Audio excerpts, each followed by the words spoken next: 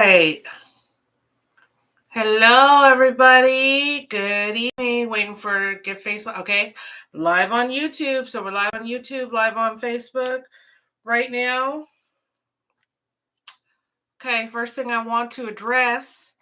Hold on. Let me turn down my light a little bit for the people over here. Okay, first thing that I want to address is I want to apologize. Let me adjust my light. Okay. So I don't look quite so unnatural to y'all. All right, first thing I want to do is apologize because not yesterday, but the day before, what did I say in my live? I said I'm going to be live every day, right? And what happened yesterday, I was not live. I want to address that. I had a raging migraine. I had a migraine. Usually when I get migraines, my migraines last for about 10 hours. I had a migraine yesterday that lasted for like 13 hours. And the amount of pain that I was in was just, it was overwhelming. And I was not able to get my mind right and get it together. I could have gone on, but my energy would have been like this. Hello, thank you for joining me in live tonight. So I decided that I was going to forego yesterday, but I don't want y'all to think that I was, just laying around or being inconsistent. That was not the case. I really was sick, and that's why I was not live yesterday. So I have a lot to talk to y'all about tonight. And you know what? Today I was having y'all, some days, and what happens is when people start following you, okay, and I'm thankful, I'm blessed, to the point where a lot of people have eyes on me and follow me and message me and talk to me and ask questions and all kinds of stuff. And one of the things that's hard when that happens is you have eyes on you and you have down days too, right? You have days where you're off, you have days where you are just not feeling it. It is rough. It is tough. The devil is fighting you tooth and nail every inch of the way. And I was having one of those days today. And you know what? I just had to pray and ask the Lord to give me the strength to go on, move forward, and get my motivation. Get my motivation. You have to rebuke the devil sometimes. Sometimes you're like, I don't know what it is. Like, you can't necessarily put your finger on it, but you know that you're being fought. And today is one of my days where I know I'm being fought, as well as my insulin pump is malfunctioning. And my sugar level right now, y'all can see my sugar level. Look, it turned off when I held it up. Is a 272. My sugar level is supposed to be under 200, like at 115. Okay. So it makes you drowsy. It makes it hard for you to think and put your words together. So I'm going to do my best to push on past this, even though I've given myself enough insulin to dose a horse. So I'm just waiting for it to work.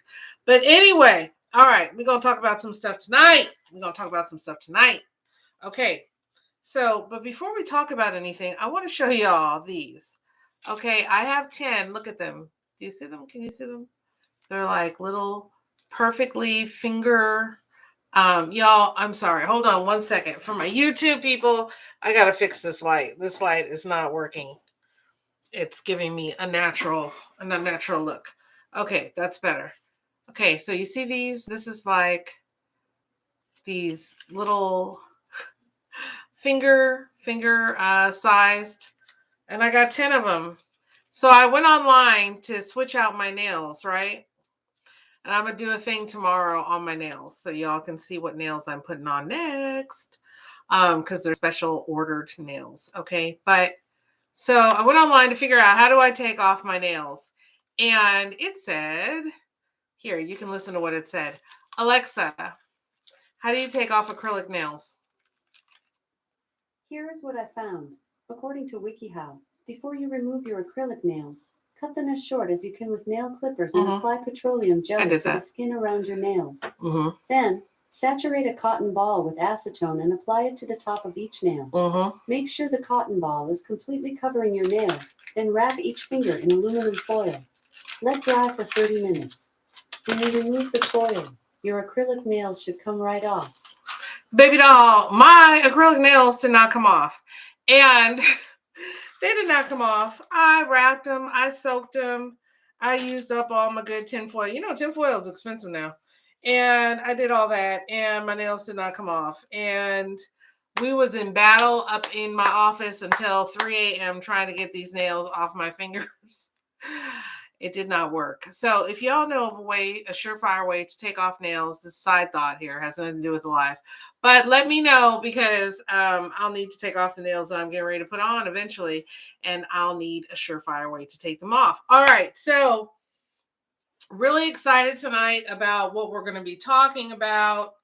Settle down, settle in, sit down, get you some water, get a little snack if you need it, and let's launch into this. The first thing we're going to talk about tonight is your circle. Okay, so we're talking about elevating yourself, being the best you that you can be, getting yourself to your next level. So as many people as you see on YouTube, on Facebook, on Instagram, talking about a better you, getting yourself to your next level and all of that. And you may have surrounded yourself with nothing but people who are positive and Facebook friends who are like enlightened and all of that. But the reality is, for all the people you may know or you may have surrounded yourself with who have an elevated mindset, there are millions more out there who do not.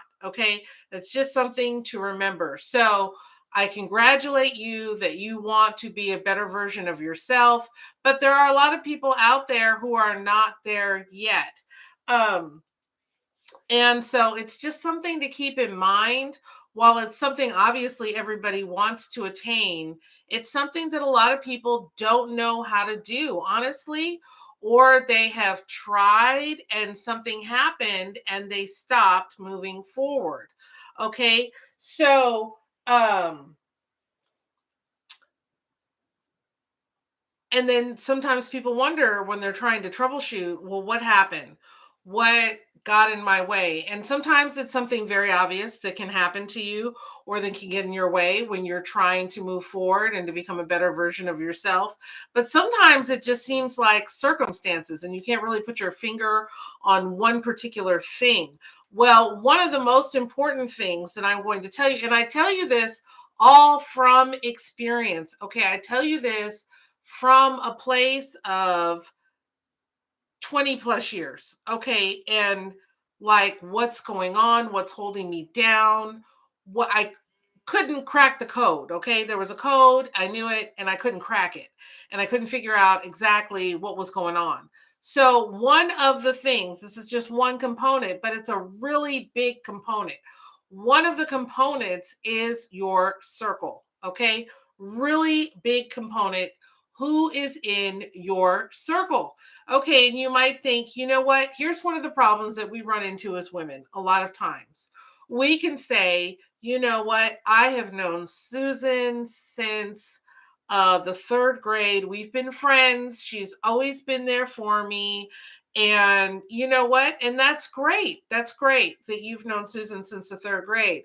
But if you're trying to be a better version of you, is Susan the kind of person that when something happens to you, she is there to pray with you? She is there to uplift you? She is there to speak life into you? Or is she one of those friends that's like, girl, I know. Shoot, the same thing always happens to me too. And you, or is she one of those people that commiserates with you? Okay, and that may seem like a great form of sympathy at the moment. Somebody who you call up and you commiserate to them and they commiserate with you and they talk about how this one's no good and that man's no good, and and their life is, and I can't, and all of that. That may seem like something that's good and positive and supportive, but let me tell you, that is really not the kind of support that you want or that you need. And then sometimes you can also have friends, and I've had friends like this before. You've had friends where you hang out with them, they're fun, They can be very, very good friends too. And they can call you up and they want to tell you the tea. Girl, I got the tea on so-and-so. Girl, I know what happened to you see so-and-so? Did you see it? Girl, did you see how she looks? And they're gossiping. Okay. And I'm going to tell you why. And you know what? We as women, we all fall prey to gossip. I'm not going to lie. I do not gossip at all the way a lot of other people I know gossip. In fact, I really don't gossip at all because I'm at the point in my life where if somebody has something rough, like if I see you and you look rough, if I see you and your kids are a mess, if I see you and you're having problems in your marriage, I can't do anything but pray for you because I've looked rough. My kids have looked rough in the past. I've had problems in my marriage. So when I see somebody and they're going through any of those types of things, my heart goes out to them and I'm going to start praying for you and fasting for you. You know what I'm saying? But there was a time way back when I might have been prone to gossip about you instead. So what I'm going to tell you is if you have a friend who gossips, right? And you might be in the mindset right now of, you know what? I want to know their tea. What's going on in their marriage? Girl, I saw her man looking at so-and-so or talking to so-and-so's wife or whatever. If that is the mindset that you are in right now, you are not in an elevated mindset. And you have to get into an elevated mindset and realize that if you have friends who gossip with you, baby doll, I best believe they're going to gossip about you. I don't care what they say. I don't care if they say they're not or whatever.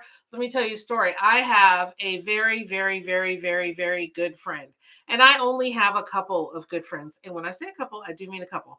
I only have a couple of good friends. And actually, we could say this applies to two of the people that I consider to be my good friends. And I had entrusted them. I didn't want to know the gossip about anybody. I didn't ask to hear it or anything else, but I entrusted them as friends with some of my personal information. This is a while back. So if y'all think you're going to get new tea, this is not new tea. But I thought to myself, these are two of my very good friends. I know their business. I'm going to tell them my business because I don't gossip with them, and I asked them not to say anything about what I told them. And the next thing I know, child, if I didn't hear it from Oklahoma, or was it Missouri? Did I hear it from Oklahoma or Missouri? I can't remember. Anyway, I heard my business. I live in Texas, by the way.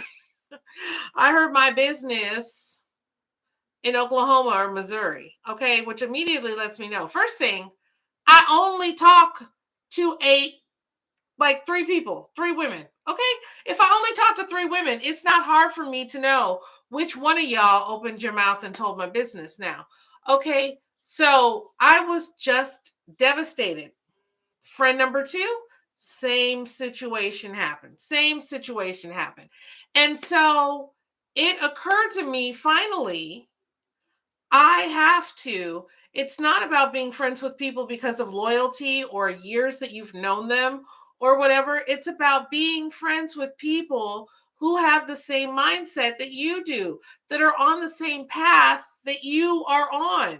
Okay, that when you talk to this person and tell them something that's going on in your life that you are struggling with, that you're having trouble with, that you need help with, that they are going to give you the kind of help that exists on their knees, okay? Through fasting and prayer. The Lord says certain things will only be removed through fasting and prayer, okay? Only be conquered through fasting and prayer.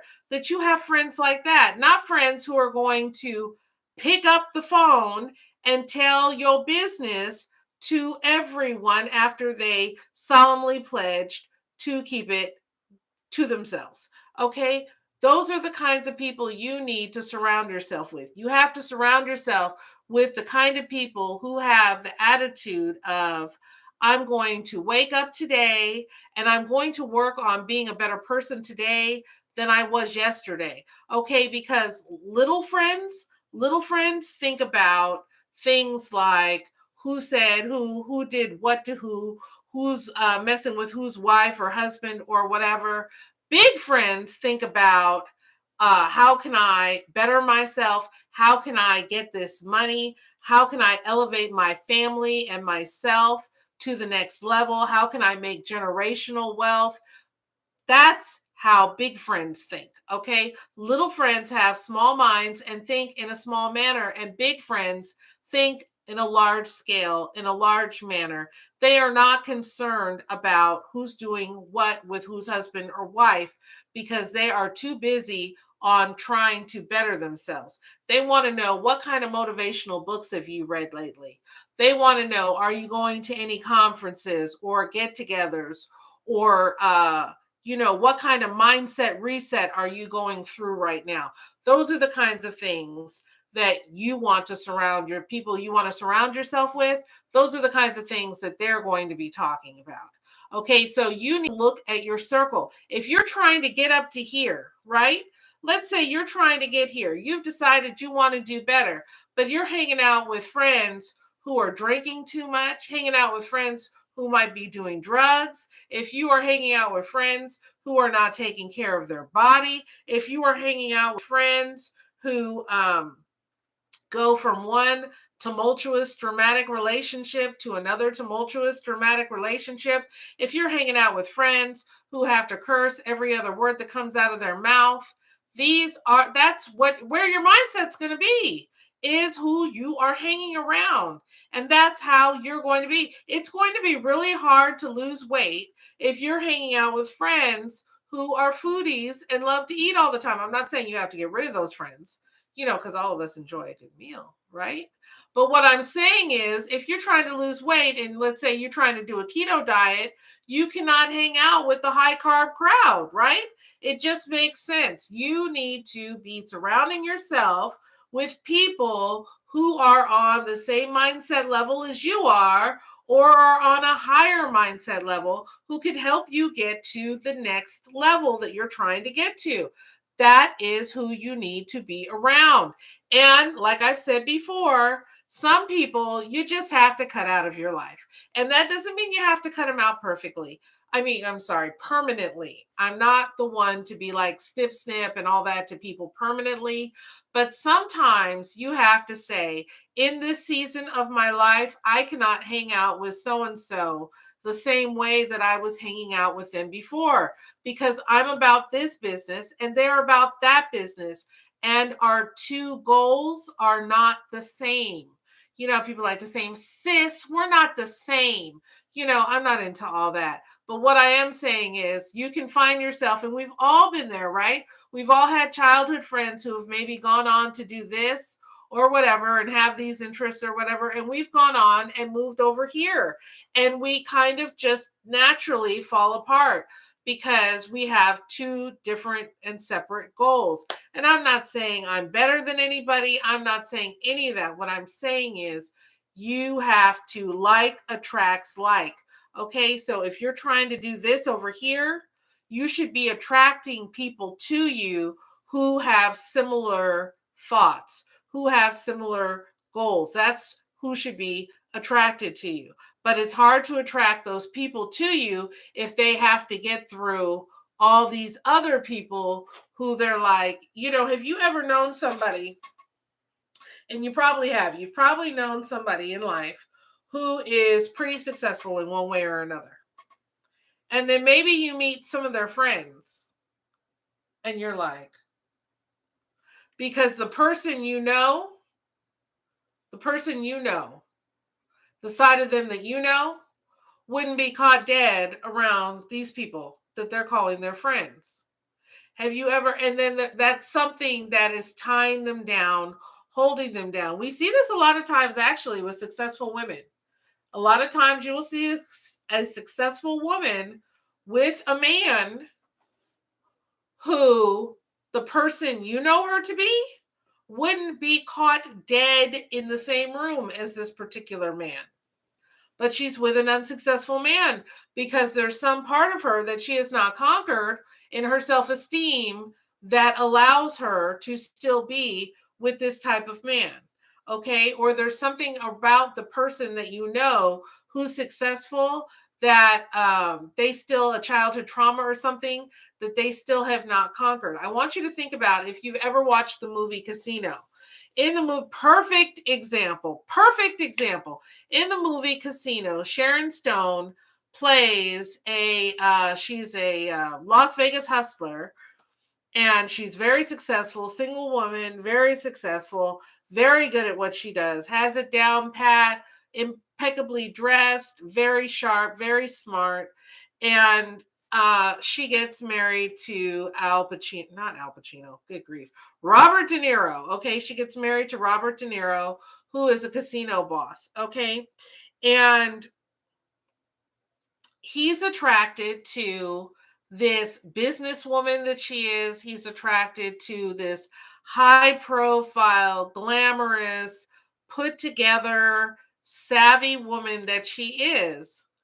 But then there's the other side of her that nobody sees, where she has this pimp who she had since, she was in high school, that she's known him since she was little and in high school, young and in high school.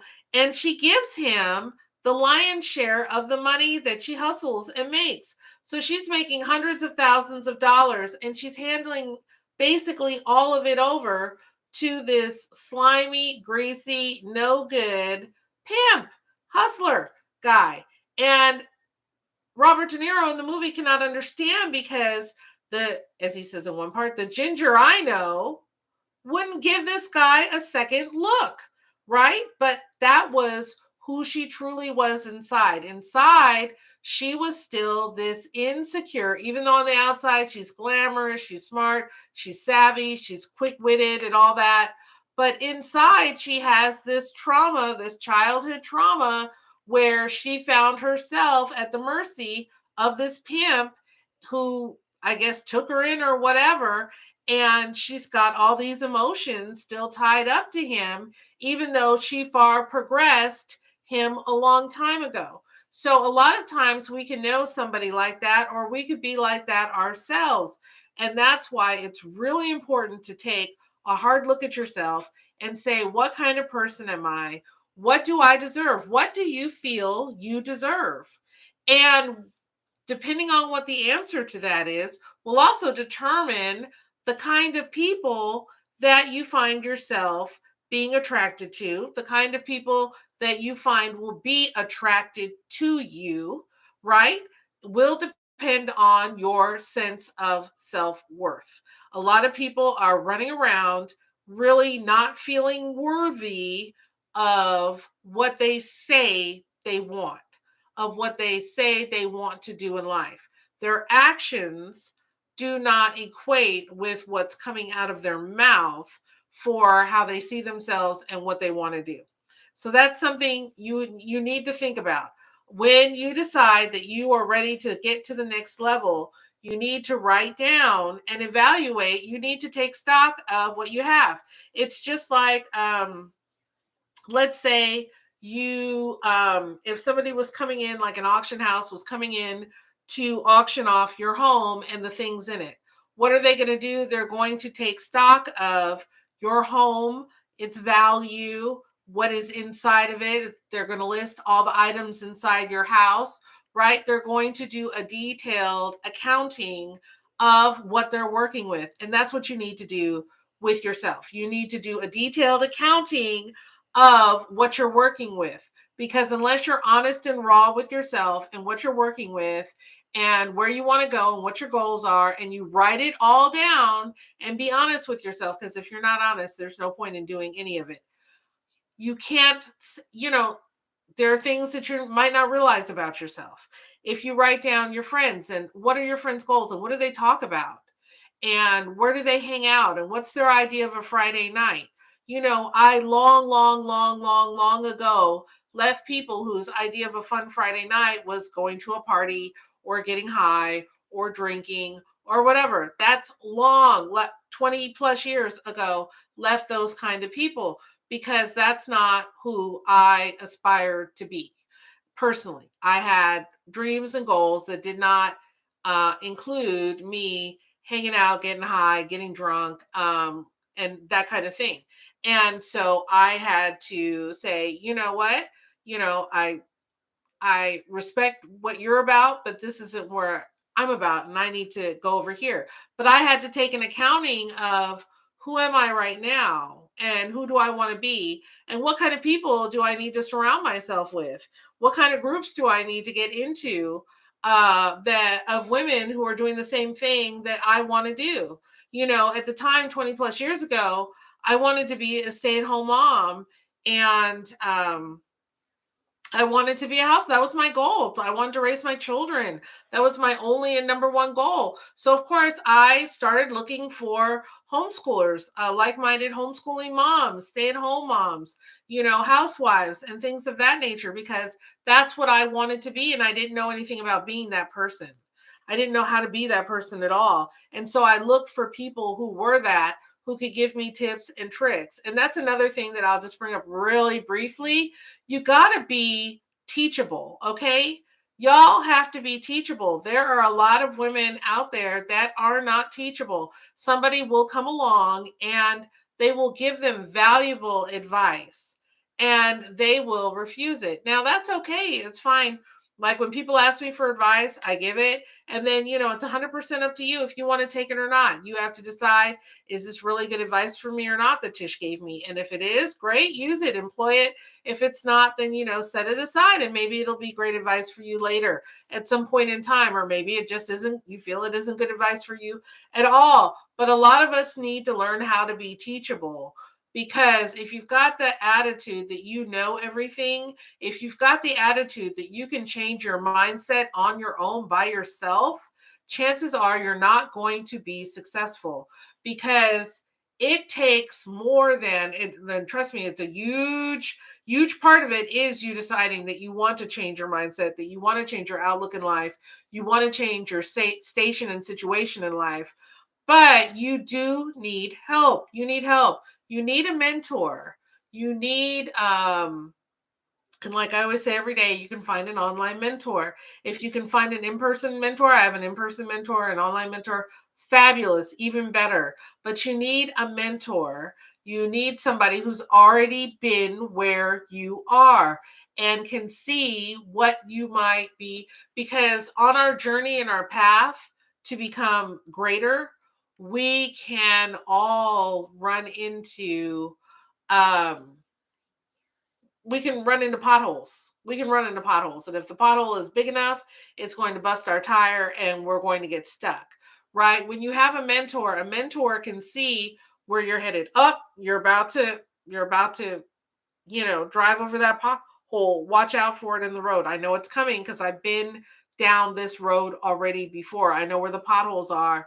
Let me guide you so that you won't get caught in one. And that is the purpose of a mentor, not only to inspire, but to guide you and to drop some gems on you. So you don't have to reinvent the wheel. It's like one of my favorite sayings now. Don't reinvent the wheel. There are women who have already been here, done that, been successful.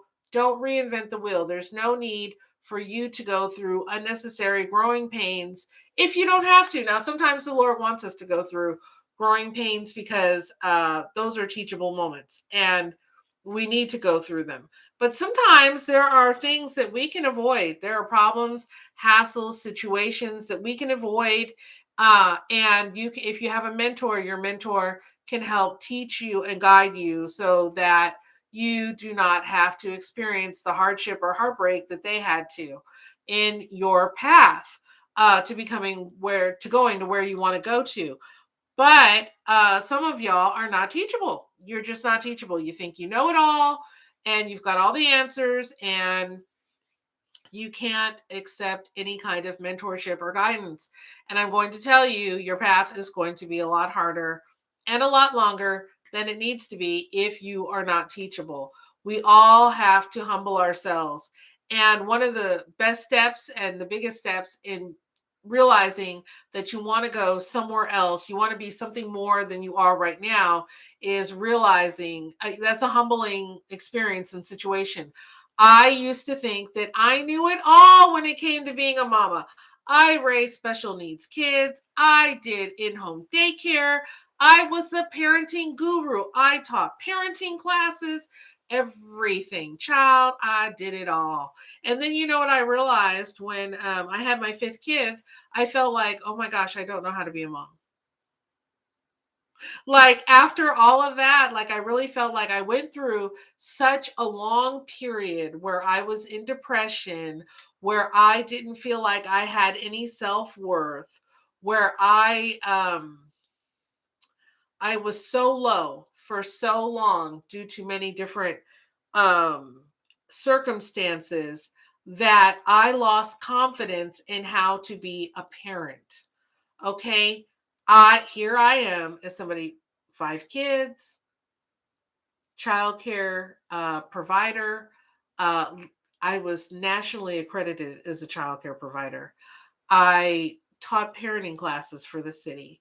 All this. And due to going through a hard time, I felt like no one. I felt like the one areas where I felt like I was a pro, I was an expert, I knew nothing about. I had nothing to give. So let me tell you, I had to humble myself. It was very humbling. I had to humble myself and I had to start listening and relearning from others. And a lot of them were not even as nearly as experienced as I was, but they had something to give me and offer me and teach me in that time where I was feeling very less than. So we all have to learn how to be teachable. If we knew it all, then we would be making 7 figures already, right? If you are on the road to wanting to make 7 figures, or if you're on the road to conquering network marketing, or if you're on the road to, generational wealth or whatever, if you didn't need to be taught, you would already be there. So that's just something to remember. Always make sure you stay teachable. Okay, so we're also going to talk about, okay. All right. Adding to your knowledge. Okay, so real quick, are you adding to your knowledge daily?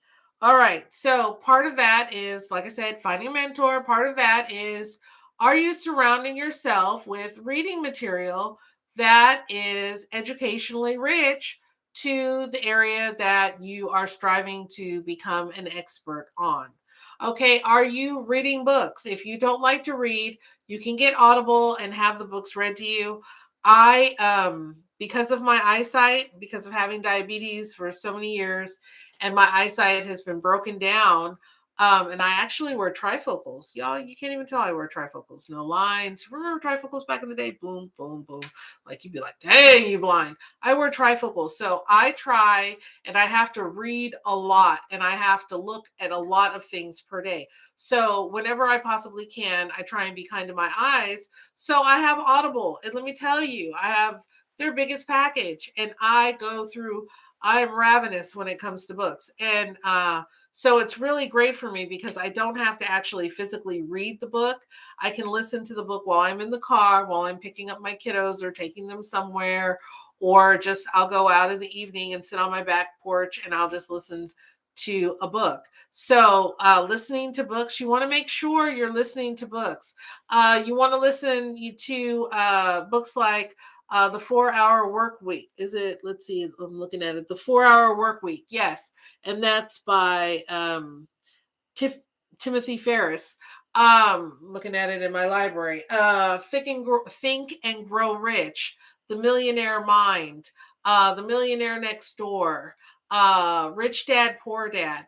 These are all books that you can read, and they will help get you to the next level. So are you doing something daily? If you look at yourself and you say, you know what? I need to look better. I want to look. I'm not happy with the way I look.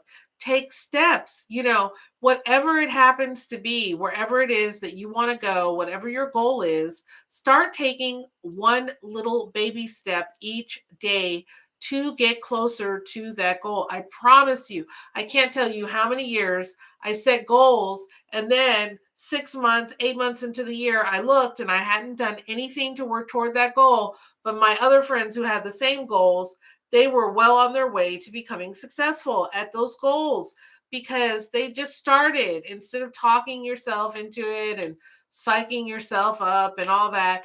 Just start. Just start. This is the best advice I could give anybody. Just start. You don't have to have all the equipment. You don't have to have all the clothing that may be involved. You don't have to have all the books. You don't have to have all the knowledge. You don't have to have all of that. You just need to start with something really small.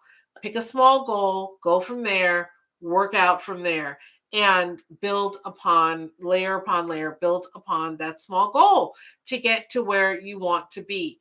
You don't have to do. One of my mentors that I absolutely love, she's so fabulous. She's such a go-getter, and she gave me a phrase that changed my life. Okay. And the phrase is, done is better than perfect. Okay. Thank you, Latasha. Done is better than perfect. Okay. And I love that phrase because it freed me, because I'm one of those people who wants all my ducks in a row. I want everything perfect. I want all the equipment. It's like the way my mind works. I need everything before I can start. And it drives me crazy if I don't have everything. And then I just don't start, and then I get nowhere. And so that's been my personal pattern. And so when she gave me that phrase, it freed me. It's like freed me up to just do it. Like, okay, you're super successful and that's how you do things. Then, okay, I'm free to do things in the same manner. Done is better than perfect. Just do it. Whatever it is, just do a small step and it's done. And that's better than it being perfect. It's okay if you don't have everything right. Like if you look at social media influencers, if you look at their YouTube pages and you go back to when they first started or whatever, they don't look like they do now. They do not look like they do now. They don't have everything together like they do now. They don't have all the fancy equipment. They don't have the perfect face. They don't have their hair isn't as together. Whatever it is, they are not the same. I saw, and I do not follow these people, but I did see a picture of Kourtney Kardashian or Kim Kardashian. I saw a picture of Kim Kardashian back in, I don't know what year, but anyway, it was a picture of her with Paris Hilton. And I said, dang, girl, you don't, I wouldn't look at you twice if I passed you on the street. She looked nothing like she does now. Nothing like she does. Nothing like she does now. Okay. And you know what I'm saying? So, and I'm not saying you should aspire to be Kim Kardashian in any kind of way. But what I'm saying is she decided what she wanted for herself and how she wanted to look and what image she wanted to put out for the world. And she started little by little crafting that image. So she actually had looked at, I can't remember whose, I read an article on this. I can't remember whose reality show she had been watching. And this was way before Keeping Up with the Kardashians. And you know how long that's been out. Okay. So she was looking at somebody, though. Somebody had a reality show. And this was back when reality shows were in their, in their primitive stages. And she said to a certain other famous person, I want to do that with my family. I think my family's kind of crazy and kooky enough that people will watch us. I want to do that with my family. And so she took whoever it was that I can't remember, who had a successful TV reality show on their family, and she groomed her family to be in a position to where they could pick up a TV deal and they could, and then that's how they became Keeping Up with the Kardashians. But she formulated a plan. She saw what she wanted in someone else. She formulated a plan. She watched how that other person did what they did. She found out the necessary contacts she needed. She groomed her family to be ready to attract whatever network person or whatever and producer or whatever. And then she secured the deal. Okay. And then she changed herself cosmetically little by little because she was like skinny and not attractive or whatever. And then she changed her image little by little so that she could become who she is today. Like I said, she is not someone that I look up to at all whatsoever, but I think she is a good, if we're just talking in the terms of modeling, she did a good job. And she certainly has made everyone in her family a household name, and her siblings have become billionaires, um, you know, um, as well. So my point is that you can achieve, and she was Paris Hilton's assistant, by the way, for quite a while. She was her assistant. All right. I don't know if y'all know that, but who cares? But my only point being is you can become whatever you want to be.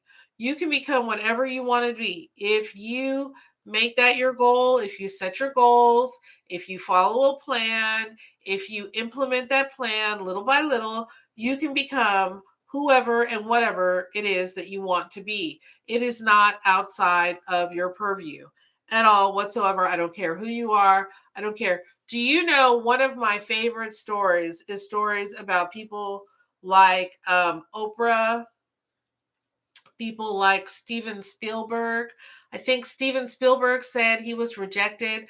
I don't know if it was 30 times or over 16 times or whatever as a writer, okay? Not Steven Spielberg. I'm sorry. I'm thinking the King of Horror, Stephen King. Okay. Stephen King. And he even had somebody at a big publishing house write to him and tell him, dude, you suck. Basically, they were like, dude, you suck. You are not a writer. Go find a different field. Stephen King, okay? And I don't read his stuff or whatever, but I am alive. I know how big he is, okay? And how many books he's published, worldwide readership and whatever, okay? But my point being is, and I know Oprah got rejected. There's a whole slew. I'll have to look it up and read those to you guys on one of the lives. The people who got rejections and how many rejections they got. And the difference between them and their success and you, okay, and me, okay, at times is that we can get the rejection and we can internalize it. Okay, successful people do not internalize rejection. They do not internalize it. It is just seen as another obstacle that they have to conquer. Let me tell you something. I have a 9-year-old son. His name is Super Sam. He's autistic. He is fabulous. This kid is fabulous. He is going to go on to be some kind of superstar guru or seller or something of some sort. Y'all look for him in the future because this kid at 9 years old, and I have not seen another child like this. There are very few children like this. Now, there are children out there who are, I will say, confident because their mommies and daddies have told them that they're fabulous and perfect, but it's not an inner confidence. It's something that mommy and daddy told them, and the first person who comes along and tells them you aren't somebody special, they're going to be crushed and have self-esteem issues, okay? But I'm talking about true inner confidence and knowledge of self. My 9-year-old son has that. He does not care what other people think about what he wears. He does not care if kids make fun of him. He does not take no for an answer. If he is determined to have something or get something, he does not hear or understand the word no. He knows how to rephrase things so that they sound the way that he feels people want to hear them when he wants them to understand his point and to give into what he want. He just has this. He's like a network marketing guru. He has that kind of air of self-confidence and presence when he is around someone. He will not argue with you when he feels that he is right on a point or that he has value to bring to something. He will not argue with people who do not understand his value. He will simply ignore you and find somebody who does understand his value and what he is saying. He's just really, we're always in awe of him. And everybody is always like, wow, like you just know when you're in the presence of somebody who's going to go on to do great things because of the inner self-confidence that they have. And my kid is like my one kid out of my 5, my youngest is like that. It's just, he's like, he is my inspiration. But that is where you have to get to if you want to be successful. You got to look at your circle. You have to have confidence in yourself. You need to be teachable. Um, and you have to spell out your goals of what you want. You have to know what you want. Like my 9-year-old son said the other day, I've decided what I'm going to name my children. Now, we all had names for our kids, didn't we, when we were little? We were like, if we were little girls, we're like, I want to name my kids. And I'm probably not women nowadays because they don't really focus on family the same way that we did in my era. But like I had the names for my kids. And I decided when I was 8 I think I was like 8. I decided what my kids' names were going to be. And I had a sticker book and I got the alphabet puffy stickers and I put it on my sticker book what I was going to name my kids. And that's what I named my first 3 kids. The names that I put on my sticker book, by the way. Okay, but very few people actually name their kids the names that they decided on when they were little. But I think my son is probably going to do the same thing because he was like, this is what I'm naming my daughter and this is what I'm naming my son. And that's it. That's all there is to it. And it's just so funny because he's just got that air of self-confidence. But that is something that we all need to have. We all need to build confidence in ourselves, and not in an arrogant manner, but in a manner of where it's not just something that we're projecting, but it's something that's there on the inside of us. It's truly there, and that will attract people. You will notice that people are attracted to you, and that will also let you and enable you to get rid of people who are not serving you in a positive manner in your life. Because when you've got that singular focus, and you have a mission and you've got a goal and all of that, you just cannot, you will not, you've put too much time and effort and love into yourself to allow just anybody to come along and derail you. Does that make sense? I hope it does. And so that's part of motivating yourself. Know what your goals are. Make sure that every day you're pouring into yourself. Every day you're pouring into yourself, whether that's you're taking a trip to research someone or somebody or something that is in your field that you want to go into, that you want to be an expert in. If what you're interested in, if the biggest and best out there is somewhere else in the country, then get on a plane and go and research it. Whether it's listening to an audiobook, books are so important. Let me tell you something about audiobooks and books in general. They are your ability for less than $25 to pick the mind of someone who is super successful. Let me say that again. Books are your opportunity for less than $25 to pick the mind of someone who is super successful. Do you understand the value of that? Do you understand the value of that? If I want to get into a room with Tony Robbins, I don't know how much I'm going to pay, but I'm guessing it's going to be well upwards past, I don't know, I'm going to make up a number, $250, right? To get in a room with him. I can learn I can have an hours and hours worth of one-sided conversation with him where he's just talking and pouring into me in an audiobook, through an audiobook for $25. I can learn everything that he has to teach me. Okay, so do not ever disparage or undervalue the value of books. Very important that you do reading at least 20 to 25 minutes a day. Out of a 24-hour day, that is not a lot of time. I think you should do an hour worth of reading if you can possibly. But let's say if you are working full time and you're on the side entrepreneur, you're probably very tired by the time you get home. So 15 to 20 to 25 minutes every day, just enough to pour into yourself a little bit. I also, of course, encourage you to find an online mentor that you can, excuse me, don't you hate when you feel like you have to sneeze? It's just the worst feeling. That can pour into you, that you can hear their voice and they can pour into you on a daily basis. Like I cannot, if I go a day without listening to one of my mentors, I have a very difficult time functioning during that day.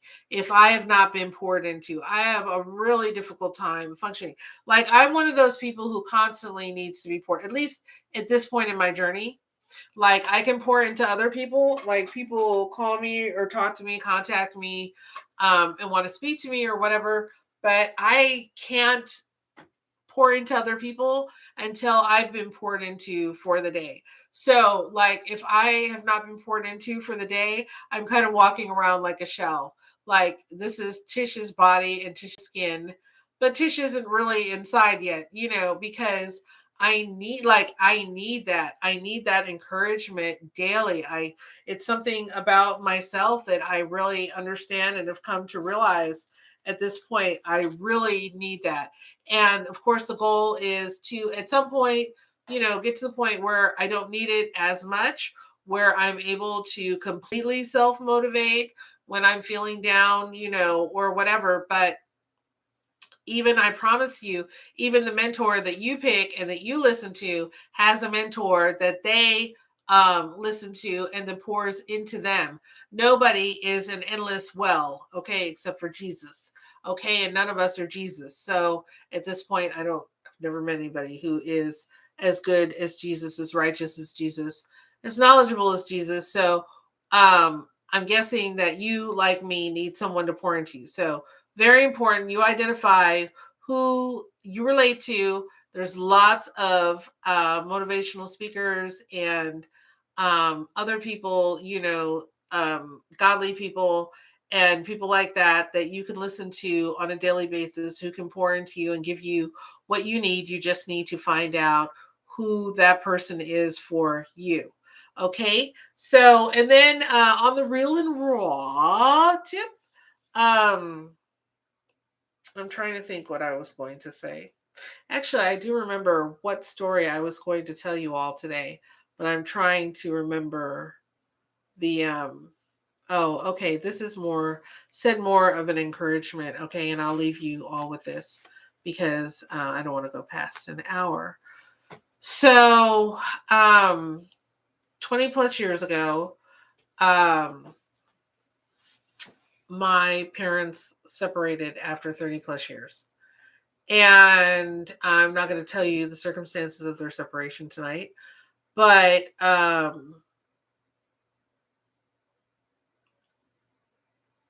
had given some information to my mother that made my father very upset. And I think I went into this a little bit in another one of my lives the other day. But anyway, my father kicked me out of the house that night.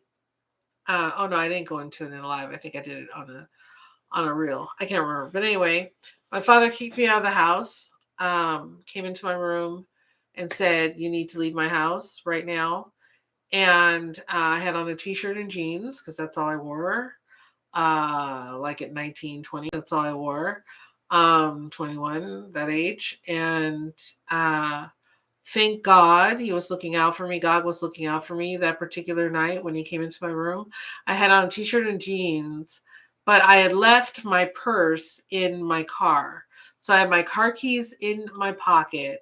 I had my purse in my car, or otherwise I would not have even been allowed to leave my house with my car keys or my purse. And we didn't live anywhere like that was like next to like anything. Like I wouldn't have been able to call somebody. We didn't live next to stores. We didn't live next to it'd been real bad. But anyway, he came in, he was upset that I had told my mom something, and he kicks me out the house, and I went to, gather my stuff, and he said, "Nope, you're not allowed to take anything but what you have on." So all of my clothes, all of my possessions, everything that I had that I considered mine up until that time that I had bought or he had bought or whatever, I was not allowed to leave the house. So I had to get out of the house right that moment. Okay. And this was at nighttime. This was like at night, dark night time. And he locked the door behind me and whatever. I don't remember if he made me give him back the house key or not. I don't remember. But anyway, I wasn't welcome back in the house. I was thrown out that night on the street, and I went to my girlfriend's house. And so now I'm homeless, by the way. I have no money. I was going to college at the time. Um, and I had no money. And I don't, yeah. So anyway, I had no money. Went to my girlfriend's house, and I'll never forget her kindness, her loving kindness. She let me stay at her home. And my car was like on its last leg. It was an old broken down car, and it was on its last leg, and it was always breaking down, which was kind of funny. It would break down like every day, every other day, and I pretty much knew how to fix it. It was an American car. At that time, I was like a mechanic. That was like my side thing. Like I was a mechanic for my car, but then like I didn't have any money for parts, so like some days it just wasn't working. But I got a job down the street from where she lived. There was a Cocos Restaurant. For any of you from California, what up, Cocos? You know about Cocos Restaurants. And it turned out to be one of the best times of my life. I had a crew of Cocos that I absolutely loved. We were hardworking. We hung out together. We were each other's families. We all had messed up home situations at the time, like either those who did live at home or those who were like living like in the back of their cars or what. Like we all had a messed up home life situation. And I was able to get a free meal every day because I worked there. So on shift, I would get a free meal. So that's what I would eat. That's when I would eat, for the day. And it was such a hard time, but it was also a time that I cherish so much in my memory of really having nothing and slowly building myself up. That's when I would say in my adult life, I started really adulting and building myself up for the first time without any kind of parental support. And everything that I went through, and I went through a lot of hard things. Due to being kicked out, I subsequently made a series of bad decisions because of my financial situation, because was not in a position to support myself. So while there are lots of good memories that I cherish, there are lots of bad memories, and there are lots of lifelong consequences from those bad decisions that I made. But they eventually got me to where I am today. And so I value each and every one of them. So I tell you that story to tell all of you, regardless of where you are, um, and what your circumstances may be. Like I've been on somebody's couch and I've had the pressure of, I know that this person is only going to let me stay here for so long. Like my girlfriend who I was with, her husband started to make moves on me. And I knew that it was a matter of time before she kicked me out and I was going to be homeless. And, and I was going to have nowhere to go. And I was homeless for a time. And I slept in a condemned building. I literally slept in a building that had a condemned sign on it. Okay, by myself as a woman in the ghetto. Okay, like literally. All right. And I had a friend, God sent me an angel at that time. I had a friend who gave me his pit bull so that I could be alerted to anybody, because obviously I'm young. I'm sleeping in a condemned home. I don't even think I had a sleeping bag. I must not. No, I couldn't afford a sleeping bag. But I'm sleeping in a condemned home, and you know, people who were doing drugs would come into it, or whatever. I was a perfect rape would be rape victim, and so he gave me his pit bull so I could be alerted to anybody's presence and I could have some kind of protection. And then he arranged for me to live somewhere, and a complete stranger took me in and loved me like her own. And I had a whole adventure with her and her family, and I'll never forget that. But point is, I know what it is to be down and out and have nothing. Nothing. At that point, I didn't even have my car. I would have slept in my car, but I didn't even have a car at that point. I had nothing. And I remember he would come to the condemned house every day, and he didn't have any money either. But he would come and he would find enough money to buy me a hamburger. So I'd have a hamburger and water every day. That's all I had every day was a hamburger and water. And I remember being starved. I would be starving, like hunger. It was the first time I had ever experienced being hungry. And it just like consumes you. I'm sure y'all know what it means to be hungry. Like, and I don't mean hungry like I'm cooking right now and I'm starving until, I get finished cooking. I'm talking about being hungry, like going to sleep hungry, waking up hungry, walking around hungry. Um I'll never forget it. So my point is that no matter who you are, where you are right now, what your circumstances are, whatever they are not going to stay the way they are forever, because we go through seasons in life. And so it's just like if you're on the top, there's no guarantee you're going to stay on the top forever. So when you are in a situation where you are blessed and you are making money and things are going really great, you have to think about the future. You can't just think, oh, everything's going great now. It's going to keep on going great, because I'm a great person or whatever. Anything can happen in the economy. Anything can happen, to your spouse. Anything could happen to your kids. Anything could happen, anything could happen, period. Your house could catch on fire. Anything could happen. So, whether you're high right now or you're low right now, it doesn't matter.